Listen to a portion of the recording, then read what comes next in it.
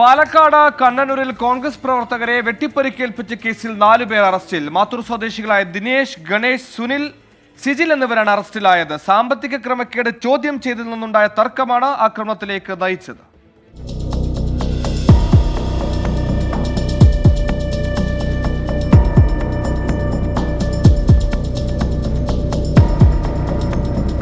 പരിക്കേറ്റ കോൺഗ്രസ് പ്രവർത്തകരുടെ മൊഴിയുടെ അടിസ്ഥാനത്തിലും CCTV ദൃശ്യങ്ങൾ പരിശോധിച്ചുമാണ് പ്രതികളെ പോലീസ് പിടികൂടിയത്.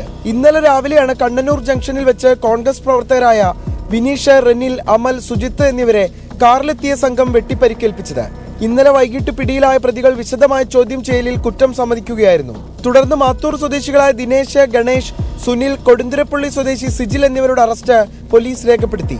പരിക്കേറ്റ സുജിത്തുമായി സാമ്പത്തിക ഇടപാടിലെ പ്രശ്നങ്ങൾ നിലനിന്നിരുന്നുവെന്നും ഇത് ചോദ്യം ചെയ്തതിന് കോൺഗ്രസ് പ്രവർത്തകർ കൂട്ടമായി മർദ്ദിച്ചതിലെ പ്രതികാരമായാണ് ആക്രമണം നടത്തിയതെന്നുമാണ് അറസ്റ്റിലായവർ പോലീസിന് നൽകിയ മൊഴി.